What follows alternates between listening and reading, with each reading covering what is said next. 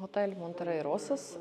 Зараз ми заселяємося, отримуємо ключі. Він знаходиться на першій лінії від моря. В готелі немає критого басейну, у них є тільки відкритий. Зараз прохолодна погода, тому ми потрогаємо, звісно, воду, але покупатися не вийде. Ось там знаходиться ресторан, тут зона відпочинку, рекламна, буклети рекламні по екскурсіям, так розумію, таксі і все тому подібне.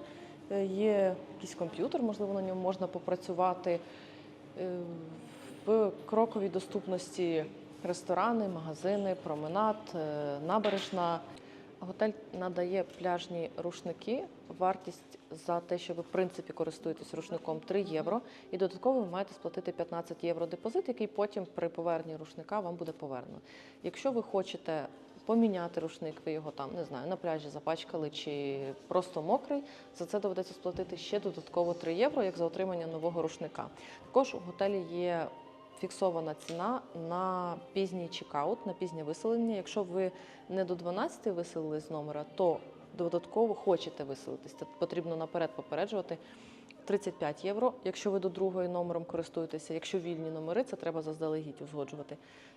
До 16, якщо ви плануєте бути в номері, це плюс додатково 45 євро. І також до 18 це плюс 60 євро.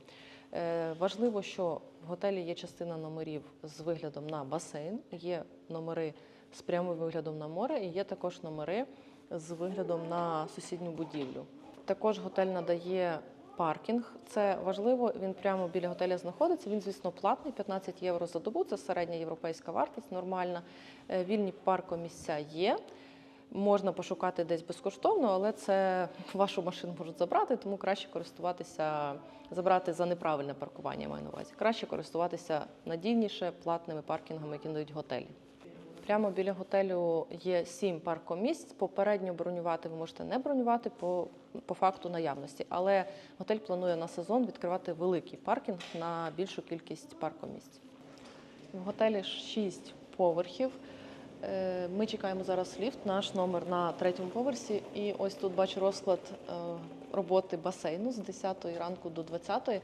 Звісно, зараз ще басейн він без підігріву, він не гріється, але на ресепшені сказали, що люди купаються. Кажуть, холодна вода, але є люди такі, які купаються. Ну, позасмагати, в принципі, можна.